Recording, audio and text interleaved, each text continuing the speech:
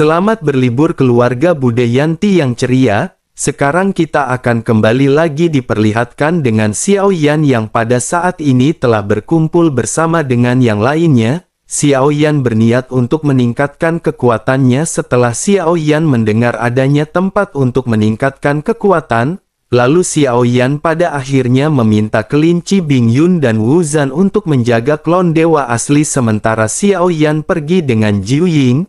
Keduanya pada saat ini mengangguk dan setelah mengatakan hal tersebut, saat ini Xiao Yan duduk bersila di atas kepala ular piton Jiu Ying. Sosok Jiu Ying juga kembali tenggelam ke dalam kehampaan yang sangat gelap. Setelah beberapa saat dan kegelapan benar-benar menjadi semakin pekat, kecepatan Jiu Ying pada saat ini mulai kembali melambat. Sosoknya juga pada saat ini segera berkata bahwa dirinya telah memasuki tempat ini dengan klon miliknya, tetapi semuanya telah dihancurkan. Setidaknya ada total 6 klon yang masuk, tetapi tidak ada satu pun di antara mereka yang bisa keluar. Mereka telah memutuskan kontak dengan Jiu Ying, oleh karena itu kematian mereka masih belum bisa diketahui. Semua klon Jiu Ying telah menemukan nektar bunga ilahi tertinggi di dalamnya. Jika Xiao Yan bisa menemukan mereka maka Jiu Ying akan bisa kembali mendapatkan klon miliknya. Xiao Yan pada saatnya sedikit mengerutkan kening mendengar apa yang dikatakan oleh Jiu Ying. Di dalam hal ini Xiao Yan menyadari bahwa memasuki tempat ini mungkin tidak ramah terhadap klon. Xiao Yan juga tidak tahu situasi persis seperti apa yang berada di tempat tersebut. Sebuah cahaya pada akhirnya segera melintas di antara alis Xiao Yan dan Xiao Yan segera memindahkan klon pemakan jiwa ke pagoda pemurnian. Hal ini dilakukan untuk menghindari perkataan Jiu Ying di mana klon tersebut terputus kontaknya dengan sang pemilik. Bagaimanapun peran dari klon pemakan jiwa masih cukup signifikan dan Xiao Yan sudah memiliki pemahaman tentang klon pemakan jiwa. Dengan begitu maka Xiao Yan akan bisa memperkuat latihan serta penerapan lebih lanjut dari klon pemakan jiwa dan menggunakannya sebagai kartu truf kuat milik Xiao Yan. Xiao Yan pada akhirnya segera menghela nafas dan karena Jiu Ying telah menggunakan klonnya untuk memasuki tempat tersebut, Jiu Ying pasti memiliki sebuah pemahaman dan mengetahui situasi di dalamnya. Xiao Yan pun segera bertanya tempat spesifik apa yang berada di sana. Jiu Ying segera menjelaskan bahwa tanah jurang terlarang ini adalah tanah kematian dan keheningan. Aneh rasanya mengatakan bahwa 6 klon miliknya memasuki tempat tersebut secara terpisah. Namun meskipun begitu dunia yang mereka lihat benar-benar berbeda tetapi itu bukanlah ilusi, ini merupakan sebuah dunia yang bisa menjadi satu dan sebuah dunia di mana ingatan pun benar-benar akan berubah.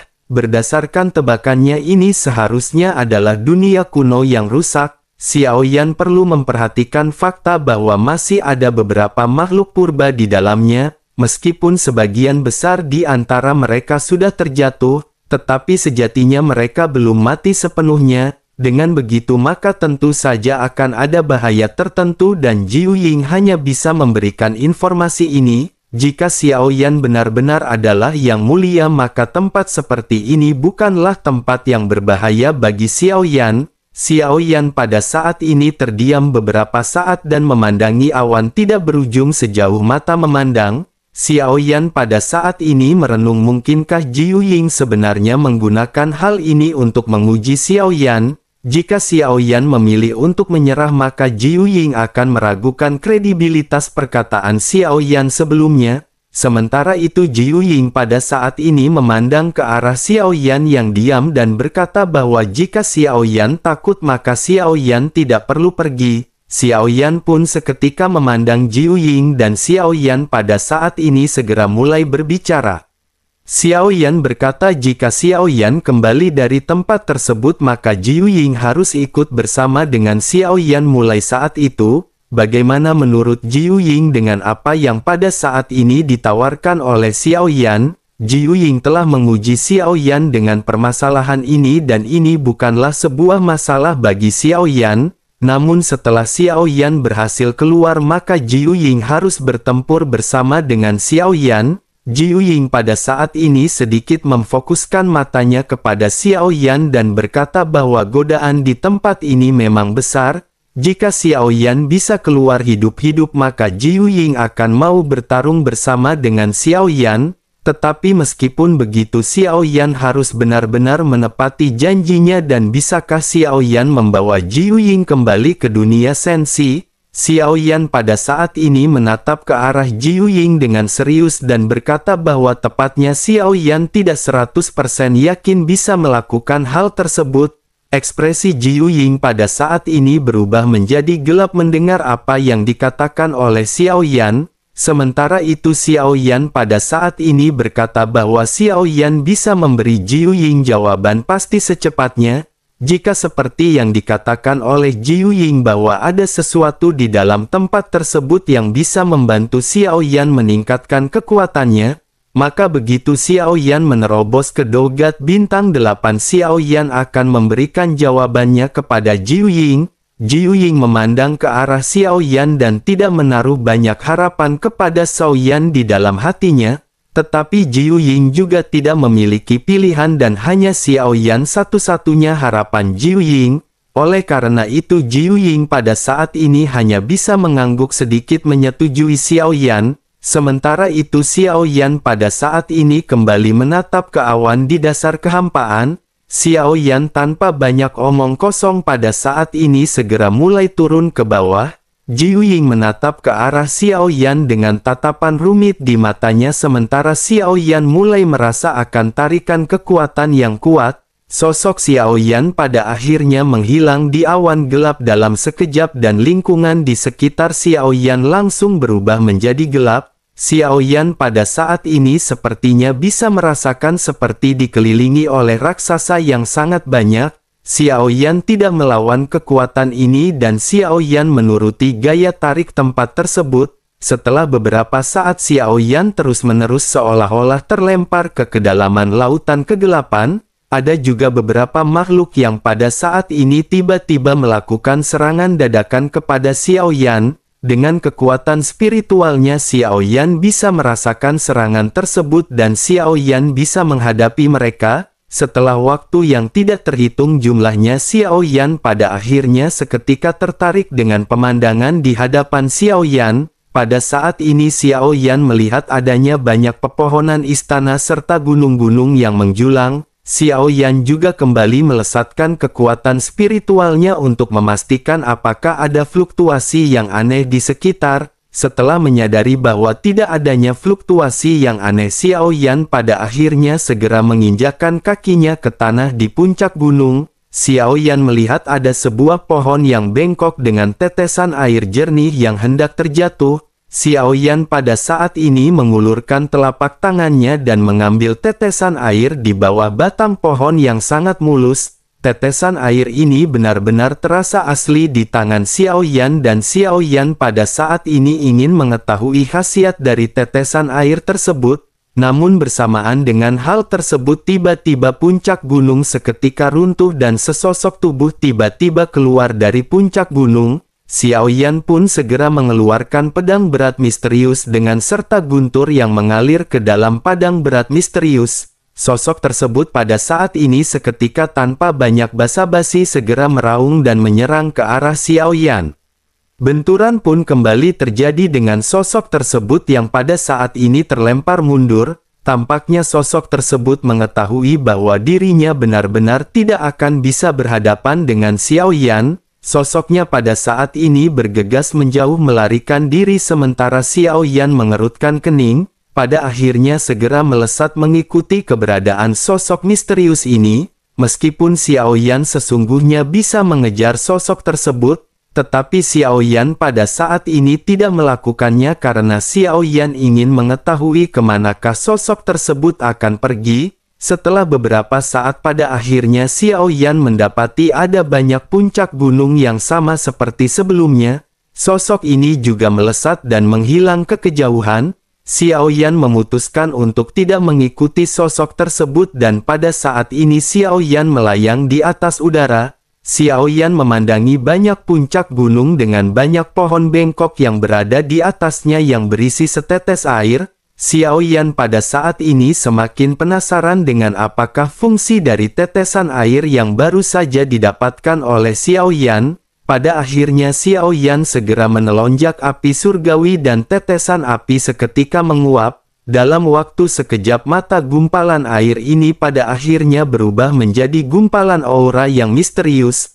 Merasakan kekuatan misterius yang terkandung di dalamnya, pupil mata Xiao Yan pada saat ini bersinar dan Xiao Yan segera membuka mulutnya.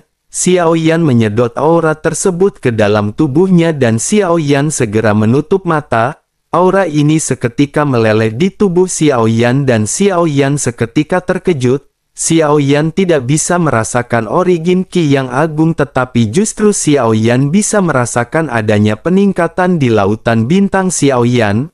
Kecepatannya juga tidak lambat dan saat ini Xiao Yan benar-benar telah menambahkan 2 juta bintang di lautan bintang miliknya.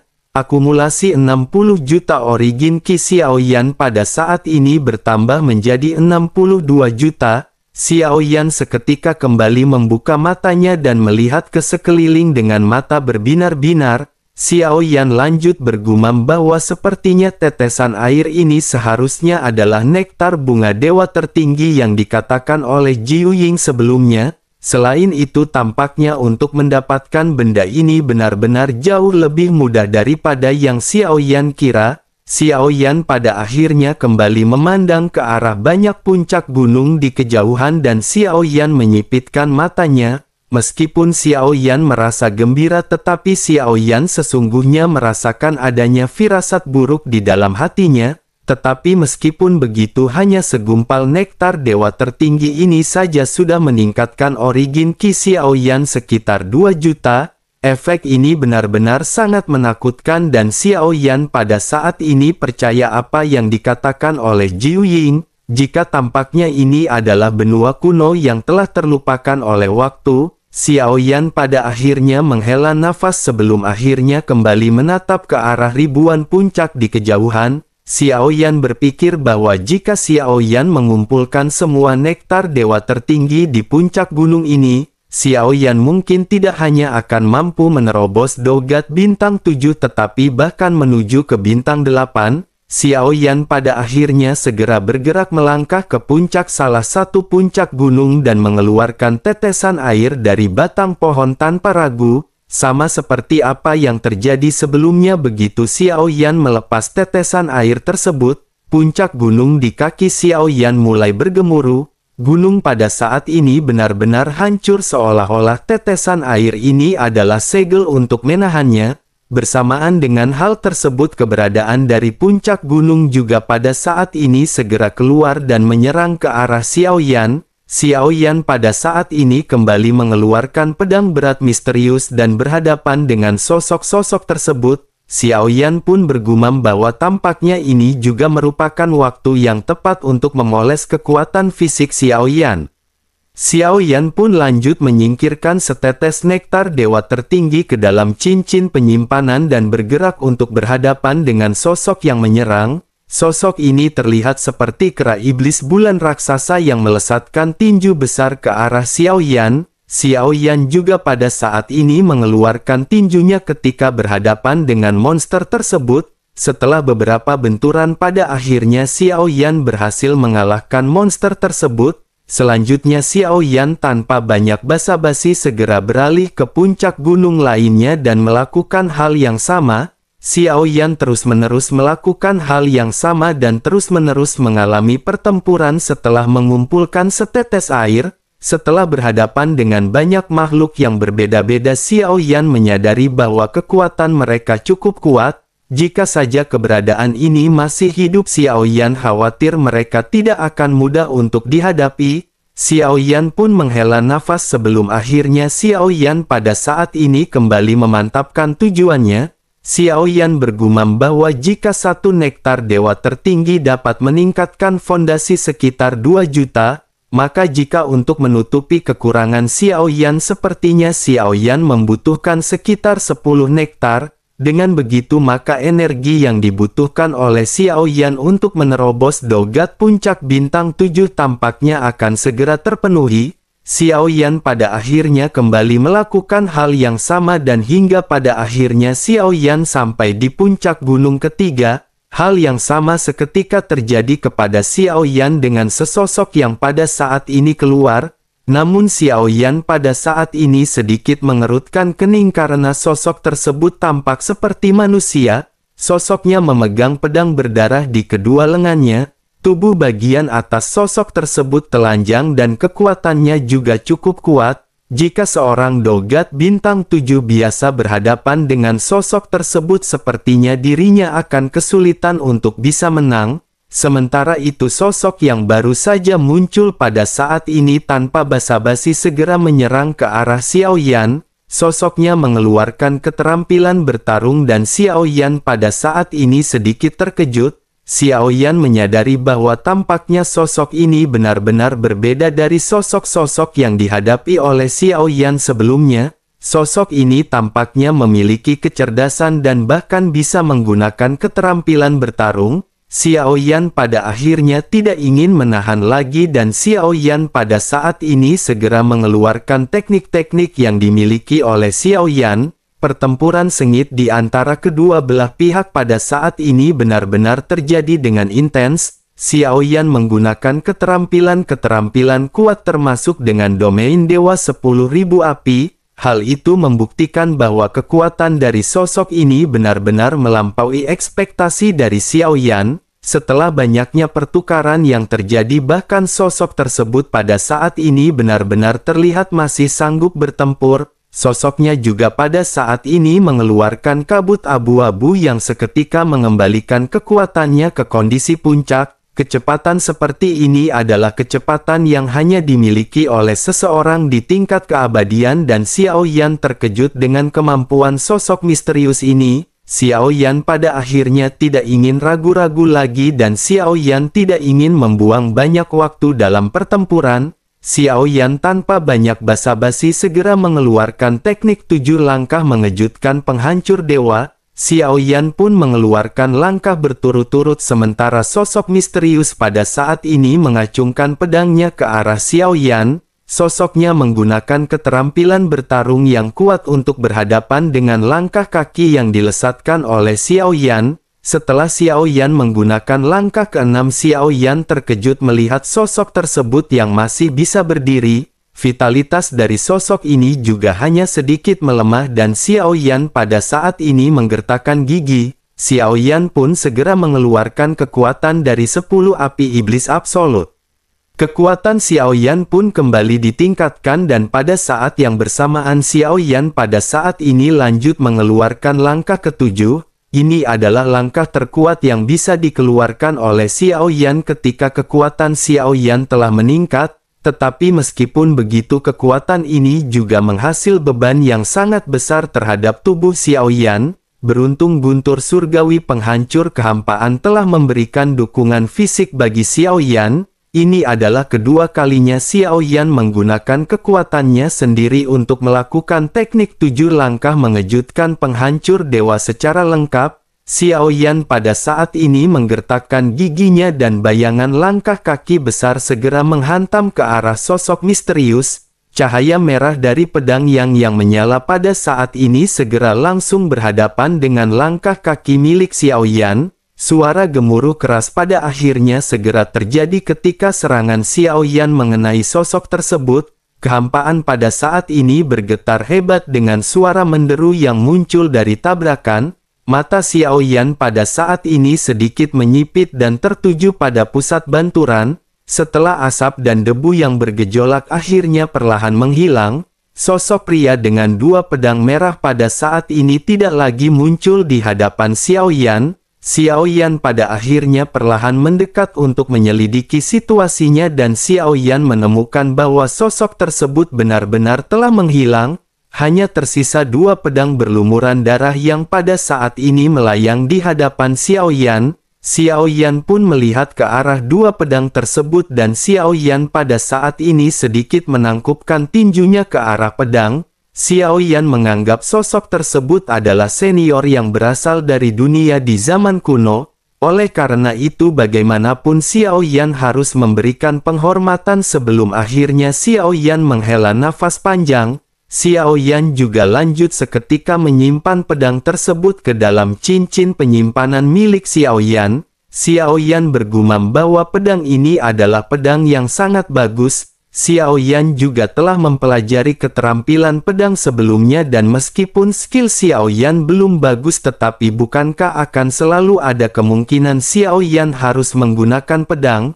Terlebih lagi senjata ini juga merupakan senjata yang berasal dari zaman kuno. Setelah menyelesaikan semua pertempurannya, Xiao Yan pada akhirnya kembali menatap ke arah puncak gunung yang tersisa. Xiao Yan merasa semakin berbinar, terlebih lagi pertempuran ini juga akan sangat membantu fondasi Xiao Yan.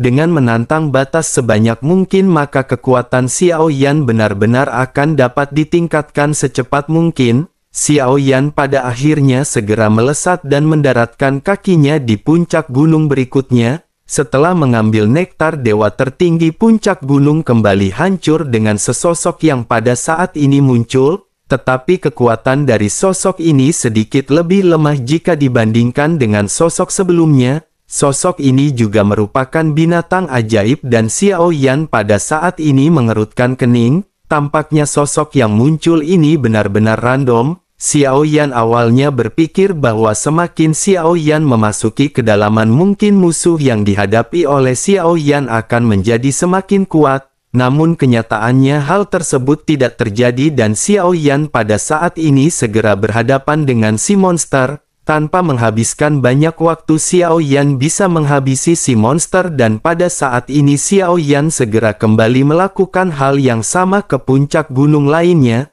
Sesuai dengan ekspektasi dari Xiao Yan pada saat ini tidak ada eksistensi yang tidak bisa dihadapi oleh Xiao Yan. Namun meskipun begitu Xiao Yan mengerti bahwa hal ini bukan karena makhluk-makhluk ini tidak kuat, mereka tidak dikalahkan oleh Xiao Yan sepenuhnya karena mereka telah terkikis oleh waktu yang tidak terhitung jumlahnya. Xiao Yan pun hanya bisa menghela nafas dan menyayangkan mengenai hal tersebut. Setelah Xiao Yan mengumpulkan nektar ke-10 dari nektar dewa tertinggi, Xiao Yan pada akhirnya sedikit ragu sebelum akhirnya memutuskan untuk duduk bersila. Setelah menghadapi pertempuran yang cukup sulit, Xiao Yan juga pada saat ini harus segera meningkatkan kekuatannya. Xiao Yan pada saat ini kembali menghela nafas dan bergumam bahwa sungguh sangat disayangkan tidak ada satupun di antara para senior kuno ini memiliki cincin penyimpanan. Mungkinkah tidak ada cincin penyimpanan di dunia kuno pada saat itu? Xiao Yan hanya bisa menghela nafas karena jika adanya cincin penyimpanan mungkin Xiao Yan akan bisa mendapatkan harta berharga lainnya. Sekarang Xiao Yan hanya bisa menikmati nektar dewa tertinggi untuk meningkatkan kekuatan Xiao Yan. Setelah mendapatkan 10 buah nektar dewa tertinggi sumber origin Qi, Xiao Yan yang telah mencapai 62 juta tampaknya telah siap untuk menerobos puncak dogat bintang 7. Setidaknya Xiao Yan harus memiliki 80 juta fondasi origin Qi dan Xiao Yan pada saat ini masih kekurangan 18 juta. Jika satu tetes nektar dewa tertinggi ini dapat meningkatkan kekuatan Xiao Yan hingga 2 juta, dengan adanya 10 tetes maka seharusnya Xiao Yan akan bisa meningkatkan kekuatannya sebanyak 20 juta bintang. Dengan begitu maka Xiao Yan pada saat ini akan bisa menerobos ke tingkat dogat puncak bintang 7 dengan 80 juta origin Qi. Tetapi meskipun begitu Xiao Yan juga pada saat ini bersiap menghadapi kemungkinan terburuk. Begitu Xiao Yan mengkonsumsi energi ini secara intens mungkin peningkatannya semakin lama akan semakin melemah. Xiao Yan harus dengan hati-hati melakukan peningkatan ini dan Xiao Yan pada saat ini seketika bersiap. Api pada akhirnya segera berkobar di telapak tangan Xiao Yan dan 10 nektar dewa tertinggi dengan cepat dimurnikan di dalam api. 10 tetes nektar pada akhirnya benar-benar dijadikan 10 aura oleh Xiao Yan. Namun Xiao Yan tidak menelannya sekaligus melainkan Xiao Yan menelannya satu demi satu. Dengan pelajaran di masa lalu Xiao Yan telah banyak belajar untuk menahan diri. Beberapa hal memerlukan pendekatan yang selangkah demi selangkah dan tidak bisa sembarangan dalam masalah kultivasi. Tetesan pertama nektar dewa tertinggi pada akhirnya dikirim ke mulut Xiao Yan dan kekuatan misterius kembali muncul di tubuh Xiao Yan. Xiao Yan kembali tidak merasakan sumber origin Qi pada awalnya, tetapi lautan bintang Xiao Yan bergerak dengan gila-gilaan. Selain pertempuran sebelumnya, fondasi origin Qi Xiao Yan juga pada saat ini telah meroket. Tubuh Xiao Yan pada akhirnya mendapatkan kecepatan kondensasi yang semakin kuat. Tetesan kedua juga segera dikirim ke mulut Xiao Yan dan origin Qi Xiao Yan pada saat ini bergerak kembali dengan gila-gilaan. Fondasi origin Qi Xiao Yan juga mengembun dengan kecepatan yang sangat cepat dan Xiao Yan pada saat ini merasa gembira. Xiao Yan terus-menerus melahap satu persatu nektar dewa tertinggi. Seiring dengan berjalannya waktu, pada akhirnya semua nektar benar-benar telah diserap oleh Xiao Yan. Sesaat kemudian Xiao Yan menarik nafas panjang dan aura yang lebih kuat menyebar dari tubuh Xiao Yan. Xiao Yan bisa merasakan sumber energi dan lautan bintang Xiao Yan menjadi semakin agung. Xiao Yan pada akhirnya bergumam. Akhirnya Xiao Yan menerobos puncak dogat bintang 7. Namun bersamaan dengan hal tersebut, Xiao Yan pada saat ini tiba-tiba memiliki ekspresi yang muram. Xiao Yan berusaha untuk menenangkan hatinya karena Xiao Yan menyadari bahwa masih jauh bagi Xiao Yan untuk bisa menerobos tingkat keabadian.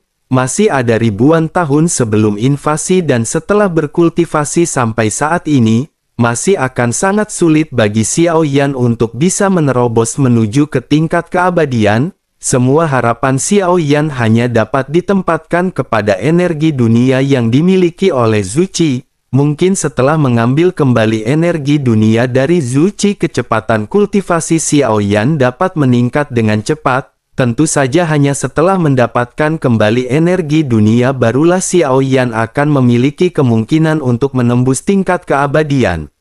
Pertarungan antara Xiao Yan dan Zhu Qi akan segera terjadi dan bahkan jika permaisuri tidak memberitahu Xiao Yan telah melihat Zhu Qi ketika Xiao Yan sampai di ruang kehampaan begitu memasuki alam sejati Xuan Yin. Ada hubungan yang menentukan antara keduanya sehingga kedua belah pihak dapat merasakannya di dalam hati masing-masing. Mereka bisa merasa bahwa mereka harus melakukan pertempuran ini. Xiao Yan pada akhirnya menghela nafas panjang dan Xiao Yan segera perlahan berdiri.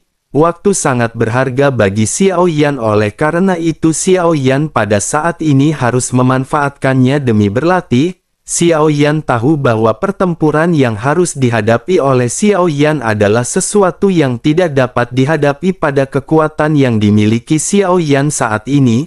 Meskipun Xiao Yan memiliki dua klon yang kuat, tetapi jika tubuh utama tidak tumbuh dengan cepat maka klon benar-benar akan segera membuat perlawanan dan risiko kehilangan kendali Xiao Yan meningkat. Xiao Yan sudah merasakan perasaan ini dari klon dewa asli dan hal ini merupakan kehendak lahir dari klon dewa asli. Selama Xiao Yan cukup kuat maka keinginan tersebut akan segera hilang dengan sendirinya. Oleh karena itu Xiao Yan sangat membutuhkan yang namanya pertumbuhan dengan cepat. Xiao Yan pada akhir sekali lagi terbang menuju ke arah puncak gunung ke-11. Namun begitu Xiao Yan baru saja mendarat di puncak gunung, Xiao Yan mendengar desahan penyesalan. Xiao Yan tiba-tiba mengangkat kepalanya dan menatap ke sekeliling. Suara ini tampaknya sengaja dibuat agar Xiao Yan dapat mendengarnya. Mata Xiao Yan pun menyipit dan Xiao Yan segera waspada sebelum akhirnya bertanya, siapakah itu? Bersamaan dengan mata Xiao Yan yang memindai, sebuah suara aneh terdengar kembali di telinga Xiao Yan ketika berkata bahwa semua itu palsu. Xiao Yan segera mengikuti arah sumber suara yang datang dari ujung ribuan gunung. Xiao Yan pada akhirnya segera bergerak perlahan terbang ke depan ribuan gunung yang berjajar. Begitu sampai di barisan ribuan gunung ini, Xiao Yan pun terkejut melihat pemandangan di depannya dengan jelas. Xiao Yan melihat adanya mayat yang membusuk yang mulai perlahan-lahan menghilang. Di atas mayat tersebut ada sesosok yang segel di tangannya pada saat ini berubah.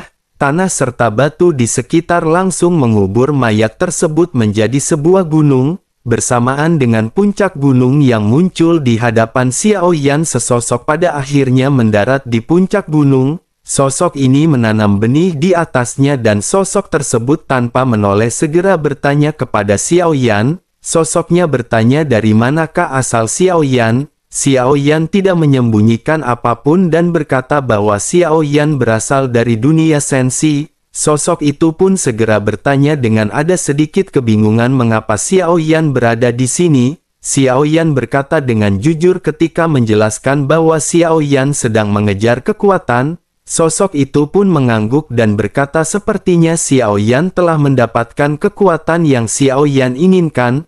Tetapi ketika Xiao Yan masuk ke sini apakah tidak ada yang memberitahunya bahwa Xiao Yan tidak akan bisa keluar dari sini sama sekali? Sosok Xiao Yan langsung membatu dan Xiao Yan berpikir mungkinkah Ji Yuying sengaja menjebak Xiao Yan? Terlepas dari semua hal yang menggiurkan dan kesulitan yang berada di tempat tersebut, mungkinkah kunci sebenarnya adalah ketidakmampuan seseorang untuk keluar dari tempat tersebut karena akan ada janda Tobrut yang menggoda?